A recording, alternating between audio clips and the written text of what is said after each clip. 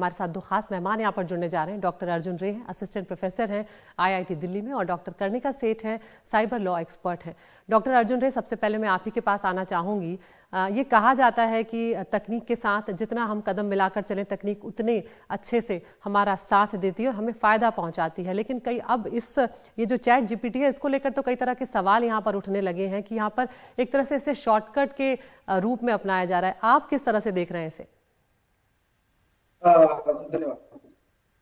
तो पहले जब गूगल आया था तो यही चिंता जताई जा रही थी कि गूगल क्या इंफॉर्मेशन जो मेमोराइज करने के रीजंस होते थे क्या रिप्लेस कर देगा। लेकिन over the period of time हमने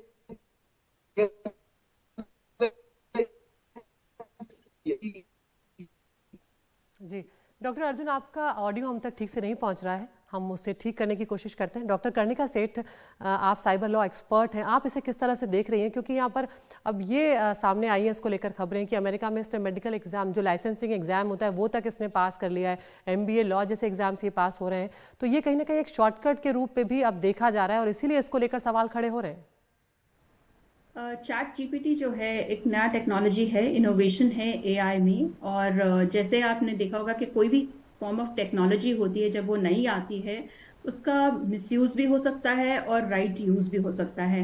सो इन माय व्यू ये ज़रूरी है कि हम इनोवेशन को बढ़ावा दें। हमारा जो देश है ग्लोबल वर्ल्ड लीडर बन चुका है इन अ सेंस इन IT।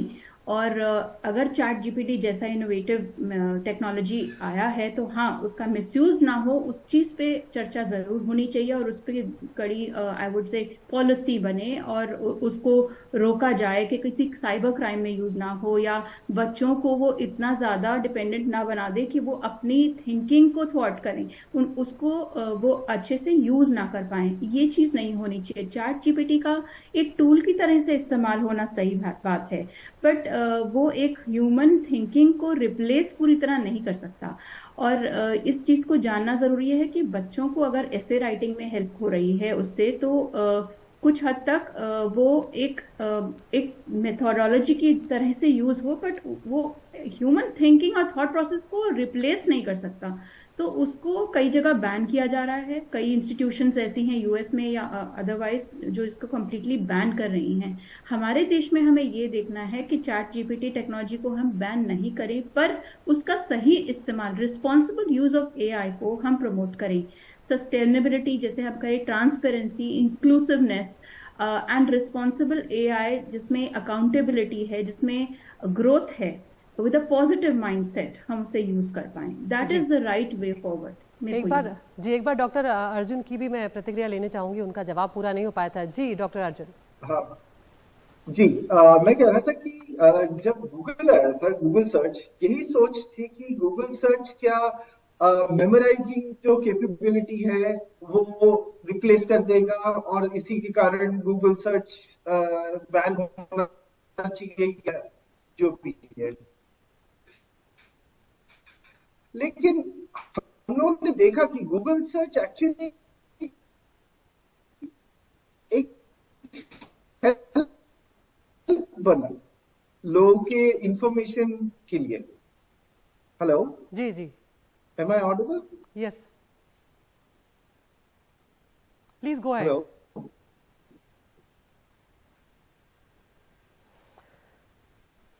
तो डॉक्टर कर्णिका, डॉक्टर अर्जुन से हम सुन नहीं पा रहे हैं, लेकिन यहाँ पर जिस बात को आप कह रही हैं कि हमें रिस्पॉन्सिबल होना पड़ेगा ऐसे यूज़ करने के लिए, लेकिन हम देख रहे हैं कि फिर इसके लिए एक नई जो अकाउंटेबिलिटी सेट करने वाली बात भी आप कह रही हैं, वो अपने आप में बहुत बड़ा काम हो जाएगा, क्योंकि कौन कहाँ किस तरह से इसका इस्तेमाल कर रहा है वो एक बहुत बड़ा सवाल फिर पैदा कर देता है ऐसे में। और फिर हम देख रहे हैं कि आजकल की जो जनरेशन है वो बहुत ज़्यादा ऑलरेडी सोशल मीडिया से इन्फ्लुएंस है, और इस तरह से अगर कहीं ना कहीं उनकी क्षमता प्रभावित होती है, अगर वो इस तरह के शॉर्टकट्स अपनाते हैं, तो ऐसे में कहीं ना कहीं उनके बौद्धिक स्तर पर भी फर्क पड़ेगा। ऐसी टेक्नोलॉजीज जब हम इंकरेज करेंगे तो उसका हमें सोल्यूशन, चैलेंजेस तो आएंगे। हमें सॉल्यूशंस भी खुद ही ढूंढने हैं। जब एक टेक्नोलॉजी चैलेंज देता है तो टेक्नोलॉजी ही सिक्योरिटी सॉल्यूशन भी, प्रोटोकॉल भी देता है। तो उसको अब यूएस में भी ये देखा जा रहा है कि कैसे हम ये डिटेक्ट कर पाए कि कोई चैट जीपीटी के जरिए से रिसर्च कर रहा है या उसे पूरी तरह एसे के पूरा का पूरा एसे लिख रहा है, वो चीज देखना जरूरी है। तो जहां तक ये एक रिसर्च के लिए एक टूल बनता है, वो हम समझ सकते हैं कि वो रिसर्च में, क्योंकि इंटरनेट वॉल्यूमनेस बहुत ज्यादा डेटा है इंटरनेट पे, और अगर वो कई राइट कीवर्ड से, जैसे एक सर्च इंजन की तरीके से यूज किया जा रहा है जिसमें आप सर्च कर सकते हैं आर्टिकल्स और डिफरेंट पेपर्स, तो समझ में आता है। लेकिन हाँ, अगर वो आपका पूरा होमवर्क कर रहा है तो that is wrong. That is something that I would strongly से कि उस चीज पे आपको सिक्योरिटी सोल्यूशन ढूंढने चाहिए कि जिसमें आप बता सकें कि वो एक टूल की तरीके से यूज हुआ है या पूरा का पूरा। लेकिन डॉक्टर कर्णिका, यहाँ पर अगर सोल्यूशन की बात की जाए तो ये संभव नहीं है। जिस तरह के सेटअप में अब हम लोग रहते हैं, माता पिता दोनों काम करते हैं, बच्चों पर हर वक्त नजर रखना उतना संभव नहीं है। वो क्या कर रहे हैं, किस तरह से वो होमवर्क कर रहे हैं, कई बार एक एज के बाद बच्चों को अपना स्पेस भी चाहिए होता है। तो आप उन मुश्किलों को भी समझती होंगी, तो उस हिसाब से क्या आपको लगता है वाकई में कि इस तरह के ब्राउजर्स जो हैं चैट जीपीटी वाले, उनको आगे आने देना चाहिए या उनको जगह मिलनी चाहिए? देखिए, एजुकेशन इंडस्ट्री से लेके हेल्थ केयर में या रिटेल में हर जगह कन्वर्सेशनल एआई चैट जीपीटी का प्रयोग हो रहा है। उसका बहुत सारे बेनिफिट्स भी हैं, हम उसको नजरअंदाज नहीं कर सकते और टेक्नोलॉजी को रोका नहीं जा सकता।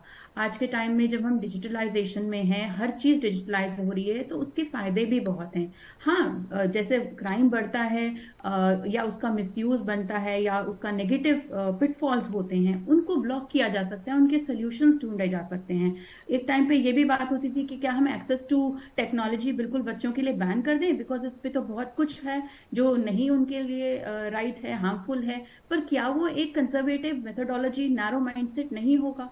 आज के टाइम में जब हम भारत देश की बात करते हैं कि हम ग्लोबल वर्ल्ड लीडर्स हैं आईटी इंडस्ट्री में, और हम इतना टेक्नोलॉजिकली डेवलप कर रहे हैं, मेरे हिसाब से इसका सोल्यूशन टेक्निकल फिल्टर्स या टेक्निकल प्रोटोकॉल्स के हिसाब से बनाया जा सकता है। चैट जीपीटी डिटेक्ट कब हो सकता है, किस हद तक यूज हुआ है, वो टेक्नोलॉजी भी साथ साथ डेवलप हो तो इसका फायदा भी उठाया जा सकता है, जिस right sense of the word में रिस्पॉन्सिबल एआई।